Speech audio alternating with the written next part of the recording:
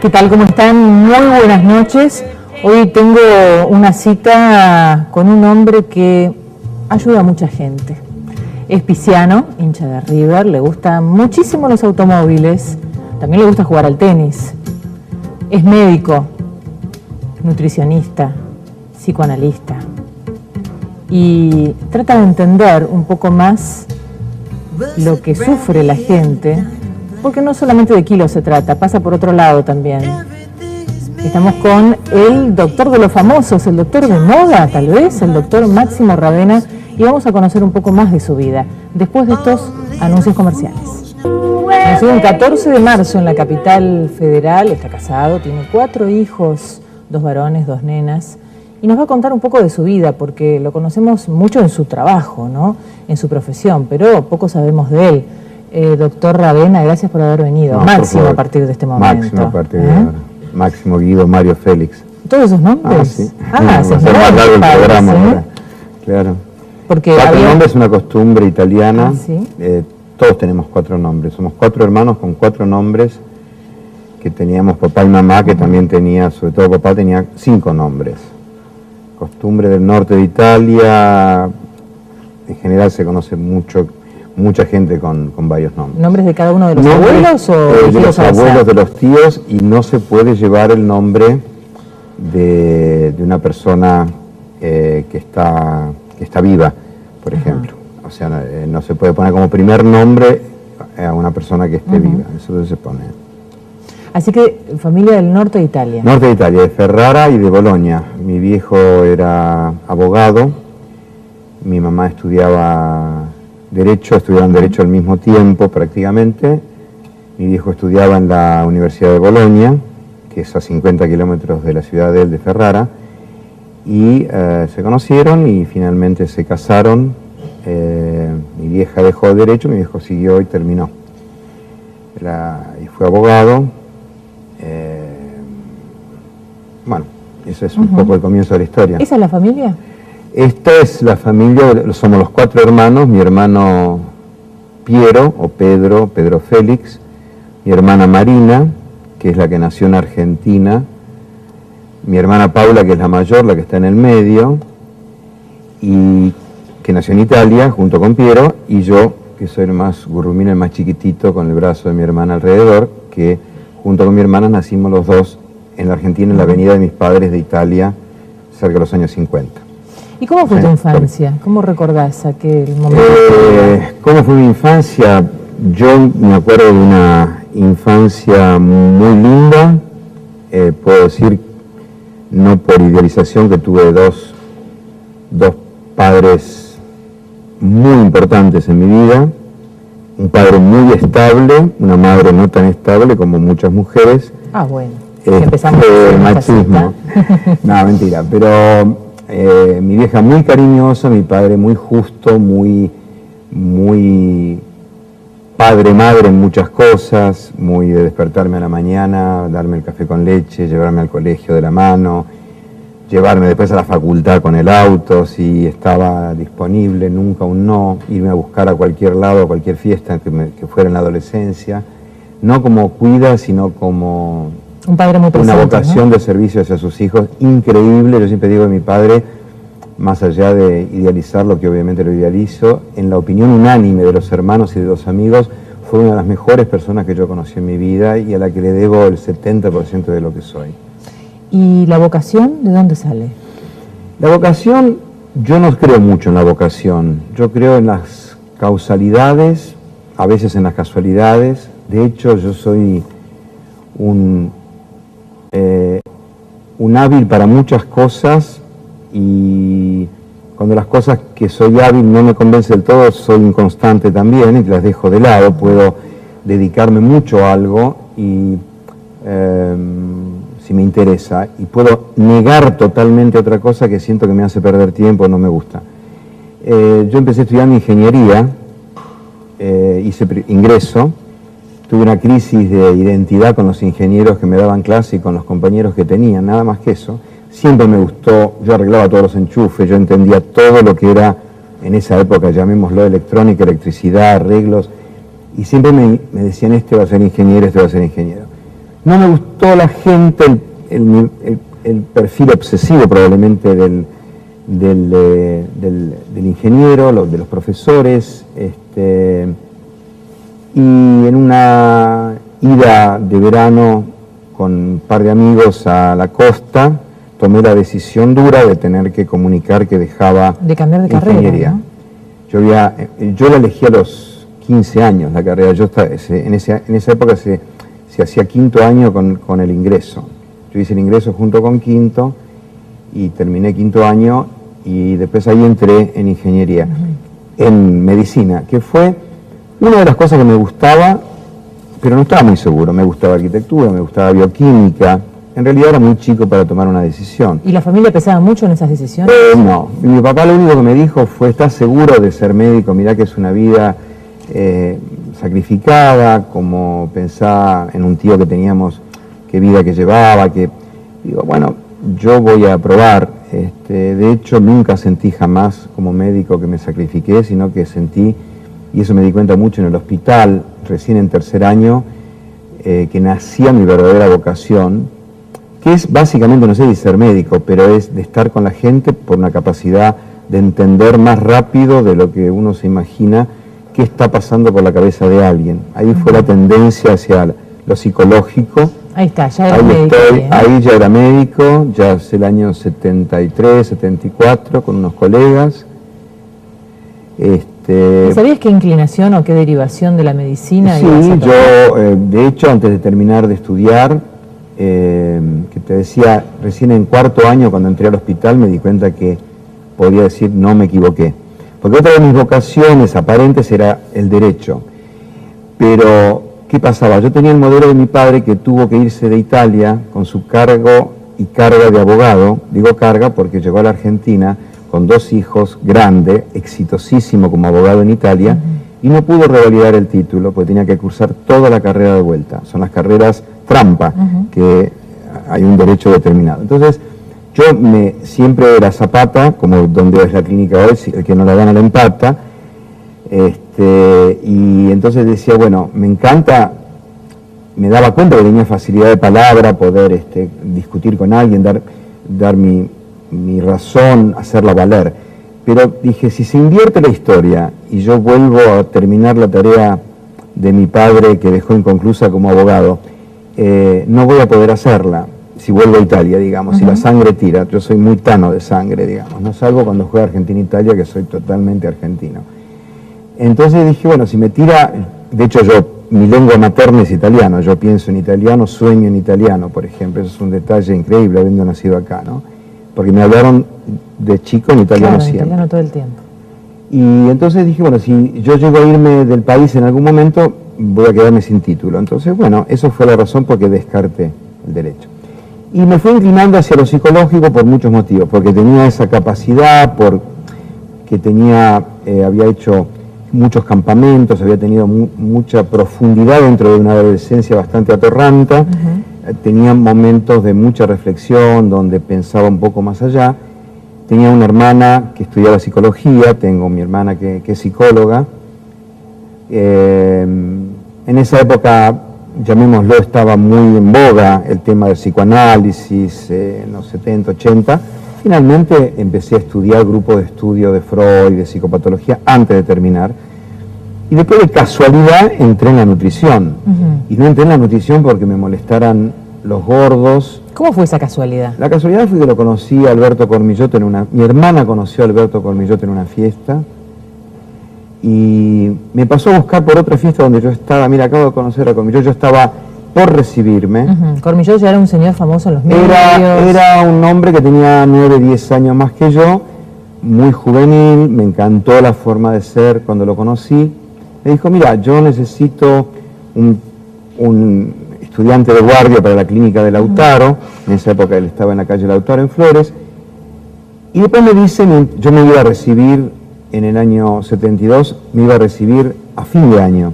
Me dice, necesito un médico para hacerse cargo de la internación, donde se hacían dietas muy hipocalóricas y todo, donde yo me entrené en esto, para junio. Y me encantó tanto el ambiente, los médicos que conocí, nada emperifollados, nada estructurados, amplios en nivel cultural, que se podía hablar de cualquier otra cosa y no estaban metidos en el guardapolvo hasta los tobillos, en engominado para atrás y solamente pensar con una óptica cerrada. Y ahí te quedaste, ¿no? Y ahí me quedé, y mientras iba estudiando, estudié la escuela de psicoterapia para graduados, fueron 4 años de estudio, fui profesor adjunto en La Plata con Ángel Fiasqué en psicohigiene, psicoterapia. En un momento dije, tengo que elegir. ¿Pudiste unir las dos cosas? Eso, por eso, dije, tengo que elegir, y me pregunté, ¿por qué tengo que elegir? ¿Por qué no junto? Claro. Y al juntar, como yo vi que me estaba yendo muy bien en la clínica y tenía una rapidísima comprensión del trabajo grupal y del trabajo psicológico, mientras yo había empezado mi consultorio como terapeuta, y me servía mucho el pragmatismo de la clínica, lo concreto, frente a lo volado tal vez que podía parecer a veces el psicoanálisis, y me servía lo volado del psicoanálisis para darle un poco de salida a lo muy concreto del conductismo o del cognitivismo, todas esas líneas que se manejan con la gente con trastornos de conducta. Entonces, aún ahí me salió bien, porque en el fondo, yo puedo decir, me fue siempre bien, siempre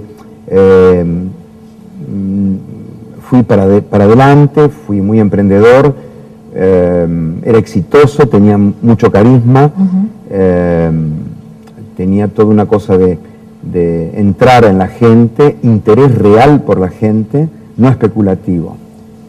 Y bueno, y así fue. ¿Y cuándo llegó el momento de independizarse de Cormillot y empezar un camino propio? Cuando, desde mi punto de vista, yo tenía una capacidad que había llegado a su techo con el modelo que estaba concretando en mi tarea de todos los días. Un día me cansé de hacer grupos semanales con las dietas muy abundantes, con la gente que había un 30% que bajaba y engordaba después, un 50% que se mantenía y un 20% que subía, y era muy frustrante. Y yo dije, siempre se decía que el médico que trabaja en adicciones o en trastornos de conducta o en obesidad tenía que tener una alta capacidad de frustración.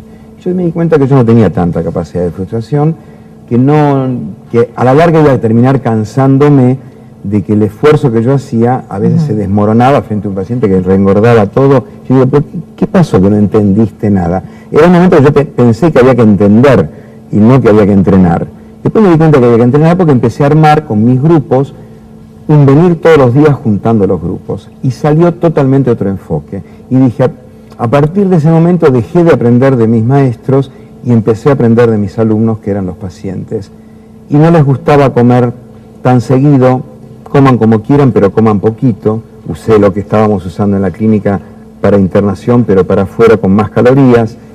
Empecé a tener resultados de obesidades malignas. Ahí te vemos con un grupo de pacientes. Esto es, ¿no? Actualmente en la estancia La Candelaria, en Lobos, en esos grupos que hacemos con salidas terapéuticas, tipo internaciones de spa, durante 4 días, jueves, viernes y domingo, 4 o 5 por año, donde, bueno, se hace todo un trabajo intenso en grupos, etcétera, ¿no? Te hiciste fama de carácter muy fuerte. Carácter fuerte no es una fama, es una característica. Ah, bueno, está bien. Lo tengo. Lo dije de una manera muy elegante. No soy rígido para nada, al revés, soy una persona que no me la creo nunca y creo que por eso tengo un aprendizaje constante, porque no me creo ni siquiera a mí mismo de que haya completado algún circuito y que siempre falta algún eslabón, que no es estar insatisfecho, sino que es estar incompleto hasta que por un rato me siento completo, pero siempre, como le digo a la gente, el día que repita al otro día lo mismo que dije hoy y no le haya agregado nada, avísenme que empezó el Alzheimer, porque realmente todo lo mío es muy de ir pensando. De hecho, me adelanté increíblemente para mí, no por estudioso ni mucho menos, a cuestiones de índice glicémico que vengo aplicando hace 17 años. Decía yo que era un disparate la pirámide alimentaria y me decían que era un hereje porque la había hecho la FDA americana, y digo, es un disparate que el pan esté abajo cuando toda la gente que engorda por facturas, por pan, por sándwiches, por masita, todo lo que tiene harina. Empecé a darme cuenta del tema de las harinas. Hoy todo el mundo sabe, estudiando el cerebro, que las harinas son adictivas.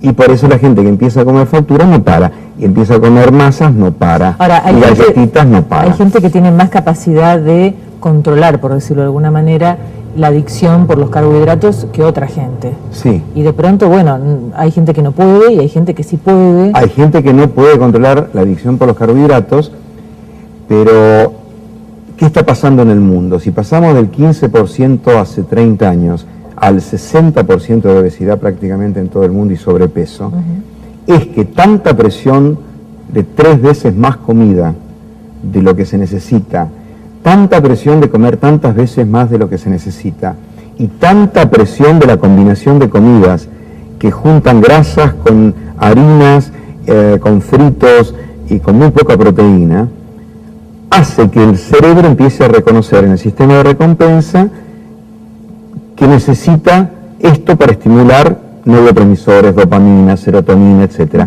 Y cuando no lo tengo, hay una película documental fantástica, Super Size Me, que la hizo un periodista que empezó a comer McDonald's mucho, comida chatarra, hasta que al principio explotaba y al principio del día 15, cuando comía sentía que se moría.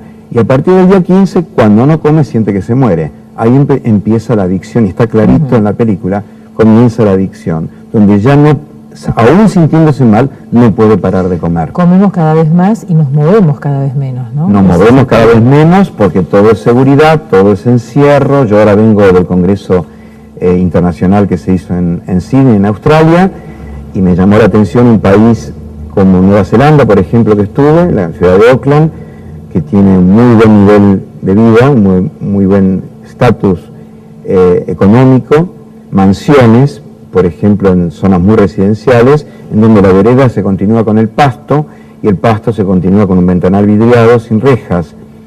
Y hay 3 cosas que noté. La otra, que me parecían raros los autos. Yo que conozco mucho de autos y veo siempre autos, no me puede parecer raro porque viajo mucho.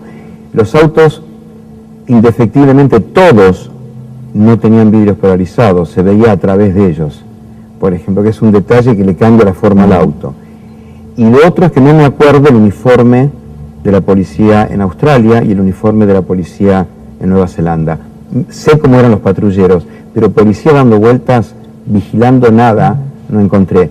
No encontré, hasta donde yo llegué, pordioseros, limpia vidrios, no encontré mendigos, vi tirados 2 o 3 al estilo Estados Unidos, grandes ciudades, probablemente drogados o alcoholizados.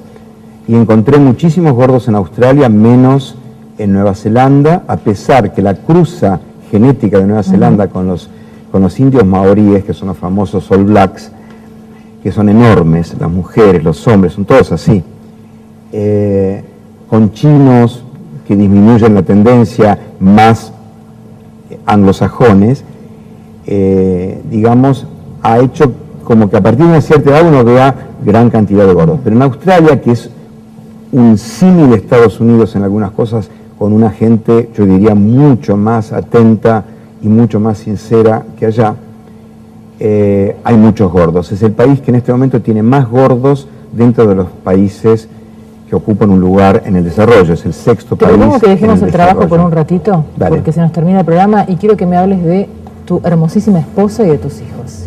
Bueno, mi hermosísima esposa, si fuera un tipo negativo o juguetón, te diría cuál de ellas. Yo tuve 2 esposas, tengo una. Una por vez, esta es la segunda. Esta es mi segunda esposa, que nos estamos casando hace muy poco tiempo, hace 6 años, después de lo que no se debe hacer, después de ya tener 2 hijos, 2 hijas con ella, que estoy desde el año 90 prácticamente, o sea, 16 años juntos. Tenés 2 hijos varones grandes y tu Tengo 2 hijos varones grandes, uno de los cuales vive conmigo, que es el segundo, desde los 5 años que yo me separé hasta el día de hoy. Y 2 hijas chiquitas. Y 2 hijas chiquitas. Y puedo decir que, digamos, romper con algo como fue la ruptura con la clínica o la muerte de mis padres, que fue prácticamente en 2 años muy grandes, 92 y 90 años, a uno le hace sentir con un agujero negro abajo, pero que ese agujero negro no es tal, probablemente es un piso negro, uno se corre y puede encontrar lo que siempre anheló.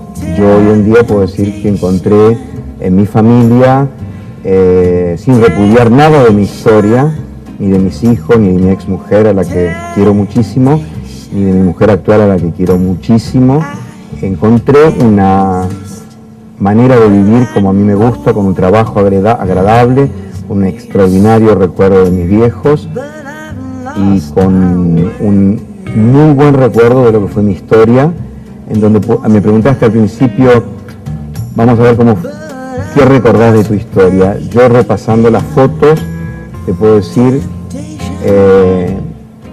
en lugar de, como dijo Borges, hubiera, hice de todo. Tuve, como dijo alguna vez un paciente, biblioteca y tuve Rioba, jugué mucho, me tomé las cosas en serio, me sigo tomando todas las cosas en serio. Y todo lo que te falta por hacer todavía. Y me falta mucho por hacer. Muchísimo. Soy un inquieto porque me interesa todo. Por eso tengo sentido de orientación, porque miro carteles aún de paso. Y después ahí me doy cuenta que puedo volver de donde vengo. Entonces estoy muy contento con todo. No del éxito ni de ser de moda, porque creo que son palabras efímeras, sí de ser una persona que progresa en el aspecto interior, que madura, que se siente un chico todavía, cosa que me alegra a pesar que no lo soy, y que tenga a veces hasta más energía que mi mujer, que es más joven que yo. Y yo la muevo y ella me dice que no parás nunca. Bueno, sí, paro cuando hay que parar, pero me muevo cuando hay que moverse. Máximo, gracias por haber venido. Gracias por la invitación y me encantó toda la entrevista y Muchas poder gracias. hablar de... Y tenemos regalos, Bueno. para compartir. Bueno. Es todo dietético. Toda tranquila. Los productos de Café Cabrales. Bárbaro, bárbaro. Y también un vino elegido especialmente por la gente de Baco Club. ¿Podemos tomar un poquito de vino? Sí. Sí, Una se copita, puede hace tomar, bien, se vino puede tomar tinto. una o dos, o Ahí está. lo que uno lo mantenga en equilibrio. Para usted, doctor. Muchísimas gracias. Gracias por haber venido. Bueno. Muy amable. Nosotros tenemos una cita el sábado a las 23 por Magazine.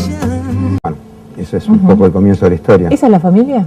Esta es la familia, somos los 4 hermanos, mi hermano Piero, o Pedro Félix, mi hermana Marina, que es la que nació en Argentina, mi hermana Paula, que es la mayor, la que está en el medio, y que nació en Italia, junto con Piero, y yo, que soy el más gurrumino, el más chiquitito, con el brazo de mi hermana alrededor, que junto con mi hermana nacimos los dos en la Argentina, en la avenida de mis padres de Italia, cerca de los años 50. ¿Y cómo fue tu infancia? ¿Cómo recordás aquel momento? ¿Cómo fue mi infancia? Yo me acuerdo de una infancia muy linda, puedo decir, no por idealización, que tuve dos padres muy importantes en mi vida, un padre muy estable, una madre no tan estable como muchas mujeres. Ah, bueno, empezamos machismo. No, mentira, pero mi vieja muy cariñosa, mi padre muy justo, muy padre-madre en muchas cosas, muy de despertarme a la mañana, darme el café con leche, llevarme al colegio de la mano, llevarme después a la facultad con el auto, si estaba disponible, nunca un no, irme a buscar a cualquier lado, a cualquier fiesta que fuera en la adolescencia, no como cuida, sino como un padre muy presente, una vocación, ¿no?, de servicio hacia sus hijos increíble. ¿Qué tal? ¿Cómo están? Muy buenas noches. Hoy tengo una cita con un hombre que ayuda a mucha gente. Es pisciano, hincha de River, le gustan muchísimo los automóviles, también le gusta jugar al tenis. Es médico, nutricionista, psicoanalista y trata de entender un poco más lo que sufre la gente, porque no solamente de kilos se trata, pasa por otro lado también. Estamos con el doctor de los famosos, el doctor de moda tal vez, el doctor Máximo Ravena, y vamos a conocer un poco más de su vida después de estos anuncios comerciales. Nació el 14 de marzo en la capital federal. Nombre de una persona que está viva, por ejemplo. o sea, no se puede poner como primer nombre a una persona que esté viva, eso se pone. Así que familia del norte de Italia. Norte de Italia, de Ferrara y de Bolonia. Mi viejo era abogado, mi mamá estudiaba Derecho, estudiaron Derecho al mismo tiempo prácticamente. Mi viejo estudiaba en la Universidad de Bolonia, que es a 50 kilómetros de la ciudad de él, de Ferrara, y se conocieron y finalmente se casaron. Mi vieja dejó Derecho, mi viejo siguió y terminó. Y fue abogado. Casado, tiene 4 hijos, 2 varones, 2 nenas, y nos va a contar un poco de su vida, porque lo conocemos mucho en su trabajo, ¿no? En su profesión, pero poco sabemos de él. Doctor Ravena, gracias por haber venido. No, Máximo a partir de este momento. Máximo a partir de ahora. Máximo Guido Mario Félix. ¿Todos esos nombres? Sí. Se va a ser más largo el programa ahora. Claro. Porque 4 nombres es una costumbre italiana. ¿Sí? Todos tenemos 4 nombres. Somos 4 hermanos con 4 nombres que teníamos papá y mamá, que también tenía, sobre todo papá tenía 5 nombres. Costumbre del norte de Italia, en general se conoce mucha gente con varios nombres. ¿Nombres de cada uno de los abuelos o de los abuelos, de los tíos, y no se puede llevar el nombre